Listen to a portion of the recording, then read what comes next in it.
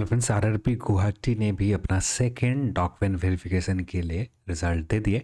यहाँ पर हम बात करेंगे लेवल 5 में जिन जोन के रिजल्ट आए हैं उन जोन के लिए डॉक्यूमेंट आपको क्या क्या चाहिए। यहाँ पर कंप्लीट डॉक्यूमेंट लिस्ट के ऊपर बात करेंगे कि क्या क्या आपको डॉक्यूमेंट अरेंज कर कर लेकर जाना है, और साथ में गुवाहाटी जोन के भी नोटिस हम लोग इस वीडियो में देख लेंगे। चैनल पर अपने तो चैनल को सब्सक्राइब कर ले और इस वीडियो को अपने दोस्तों के साथ शेयर करें। ये है, पहले हम बात कर लेते हैं आरआरबी गुवाहाटी जोन को लेकर। तो आरआरबी गुवाहाटी जोन के एडिशनल रिजल्ट कॉल किए गए और जो वैकेंसीज खाली रह गए थे तो 7 कैंडिडेट के यहाँ पर कॉल किए गए। तो ये 7 कैंडिडेट आपका कॉल किए जिनका रोल नंबर यहाँ पर सेकेंड डॉक्यूमेंट वेरिफिकेशन में सेलेक्ट हुए, उन सभी को बहुत बहुत बधाई हो। फाइनली आपका लेवल 6 के ऊपर डॉक्यूमेंट वेरिफिकेशन के लिए कॉल आ गए। तो इस वीडियो में हम लोग लेवल 5 भी, लेवल जितने भी लेवल के डॉक्यूमेंट वेरिफिकेशन है स्टार्ट होंगे उन सभी लेवल के क्या क्या डॉक्यूमेंट चाहिए ये इंस्ट्रक्शन हम लोग इस वीडियो में देख लेते हैं।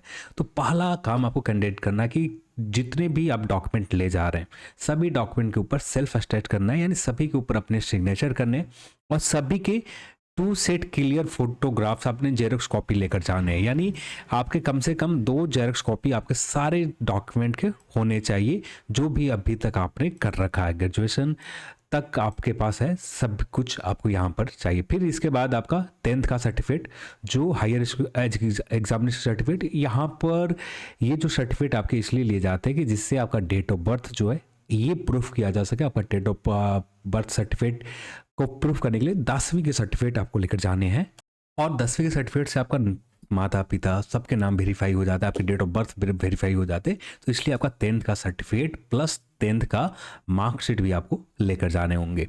फिर सेकंड नंबर पर डॉक्यूमेंट जो आता है आपका 12th, यानी 10+2 जब आपने किया, इस 10+2 आपने किया होगा, बहुत सारे लोगों ने डिप्लोमा कर रखा होगा, तो डिप्लोमा या 10+2 कुछ भी आपने कर रखा, इनके सर्टिफिकेट आपको लेकर जाने होंगे। मार्कशीट प्लस सर्टिफिकेट दोनों आपको डिग्री का चाहिए। फिर इसके बाद अदर सर्टिफिकेट आपके पास है, एजुकेशन क्वालिफिकेशन जो डिटेल में मेंशन किया गया है, देन ये सर्टिफिकेट भी आप ले जा सकते हैं।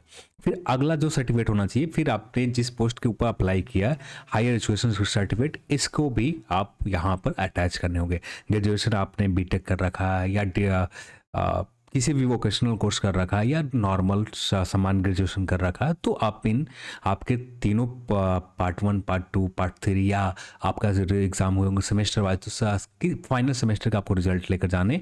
और यहाँ पर पार्ट 1, पार्ट 2, 3 का नहीं ले जाना, सिर्फ आखिरी पार्ट यानी लास्ट पार्ट, जब लास्ट सेमेस्टर के एग्जाम होंगे, लास्ट सेमेस्टर का रिजल्ट प्लस आपका सर्टिफिकेट आपके पास होना चाहिए। तो सर्टिफिकेट भी आपको लेकर जाने हैं। हाँ, आपके पास प्रोविजनल सर्टिफिकेट तब चलेंगे जब आपका कम से कम 3 से 4 साल हो चुके हैं, तब आपको दिक्कत आएंगे। कम से कम नहीं भी है तो कोशिश करें निकाल लें, नहीं निकलते हैं देन आप एक एफिडेविट बनवा कर तब जाकर एक प्रोविजनल सर्टिफिकेट लेकर जा सकते हैं।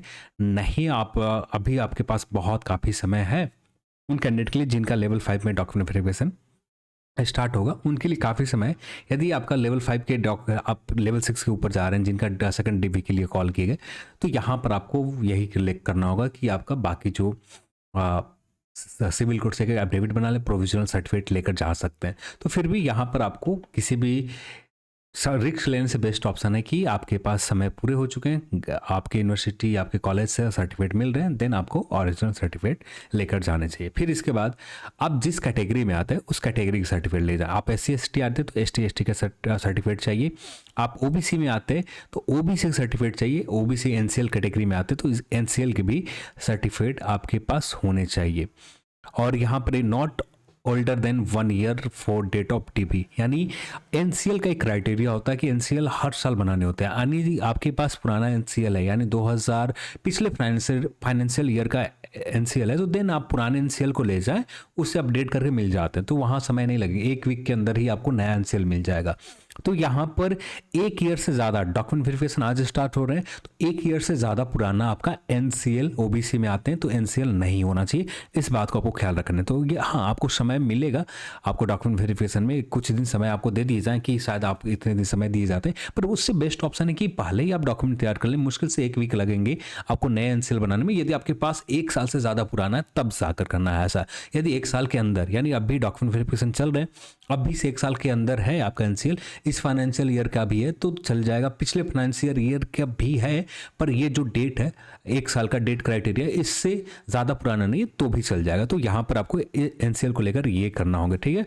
तो ये हो गए आपके नॉन क्रीमी लेयर सर्टिफिकेट को लेकर भी, ओबीसी को लेकर भी हम लोग बात कर लिया।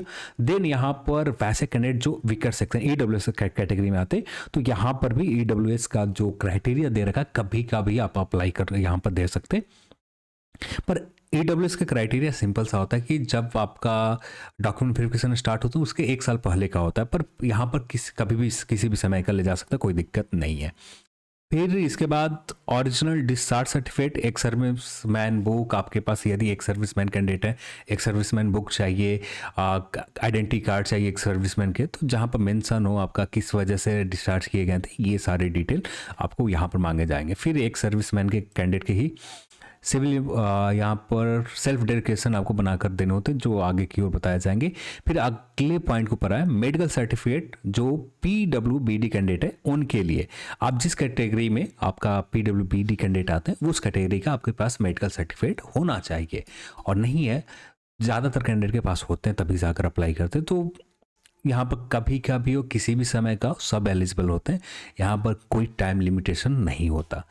देन हम लोग बात करें एनओसी, डेट अपॉइंटमेंट, करंट, जो लोग का करंट कहीं भी किसी जगह पर काम करें तो उस डिपार्टमेंट से एनओसी की ज़रूरत पड़ती है। देन एनओसी भी आपको उन कैंडिडेट के लिए किसी और डिपार्टमेंट में काम कर रहे हैं, यदि रेलवे किसी और डिपार्टमेंट में काम कर रहे हैं या कहीं भी किसी और डिपार्टमेंट में विभाग में काम कर रहे हैं, वहाँ से एनओसी लेने के बाद डॉक्यूमेंट वेरिफिकेशन में जाने होंगे। देन यहाँ पर, या एनओसी आप यहाँ नहीं लेकर जाते, नो ऑब्जेक्शन सर्टिफिकेट, तब आपको ये करना होगा, ज्वाइनिंग के समय भी आपको लेकर जाने होंगे, पर ज़्यादा बेस्ट ऑप्शन है कि आप अभी लेकर जाएं।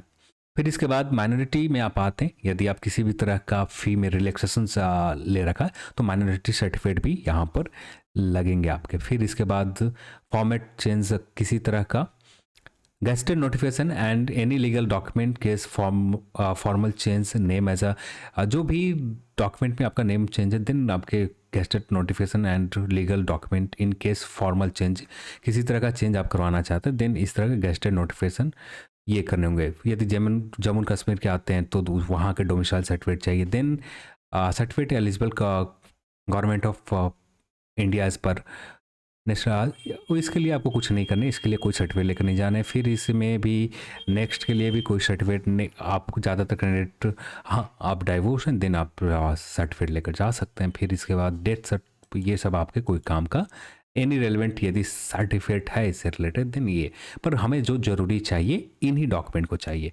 यानी आप 10th का सर्टिफिकेट जिससे आपका नाम, आपके माता पिता का नाम प्रूफ हो जाए, देन आपका डेट ऑफ बर्थ प्रूफ हो जाए, उसके बाद 10+2, उसके बाद आपका ग्रेजुएशन, देन आपका किस कैटेगरी में आते हैं उस कैटेगरी सर्टिफिकेट, बस इतना ही चाहिए होता है, इससे ज़्यादा नहीं। फिर इसके बाद आपको फोटोग्राफ आपको लेकर जाने होंगे, और फोटोग्राफ 2 सेट सारे डॉक्यूमेंट को तो जेरॉक्स कॉपी आपके पास चाहिए, और कुछ फोटोग्राफ्स भी यहाँ पर मांगे जाते हैं। फोटोग्राफ की देखें यहाँ पर, तो ये कहीं पर भी मेंशन किया हुआ होगा कि कहाँ पर फोटोग्राफ्स कितने चाहिए, पर हाँ कम से कम आपको फोटोग्राफ्स जो लेकर जाने होंगे, कैंडिडेट एग्जाम डॉक्यूमेंट वेरिफिकेशन, यहाँ पर 24 रुपये की फ़ी, एक मिनिमम फ़ी पे लिए जाएंगे, देन आपको पे करने होंगे, 4 दिन आपको रुकने की व्यवस्था करनी होगी। ये बेसिक जानकारी दी गई है।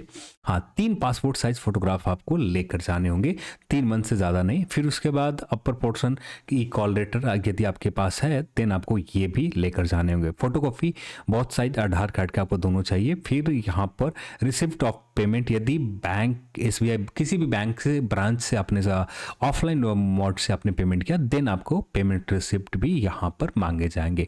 यदि ऑनलाइन मोड है देन आपको पेमेंट रिसिप्ट भी यहाँ पर नहीं देने होंगे, पर यदि ऑफलाइन मोड में आपने पेमेंट किया तो देन उस कंडीशन में आपको यहाँ पर पेमेंट रिसिप्ट भी लेकर जाने होंगे। तो ये सारे डॉक्यूमेंट आपको पूरी कंप्लीट चाहिए, जिनका भी डॉक्यूमेंट वेरिफिकेशन स्टार्ट होने जा रहा है। चलिए आज के इस वीडियो में इतना ही, और इस वीडियो को देखने के लिए आप सभी को बहुत बहुत धन्यवाद। जय हिंद।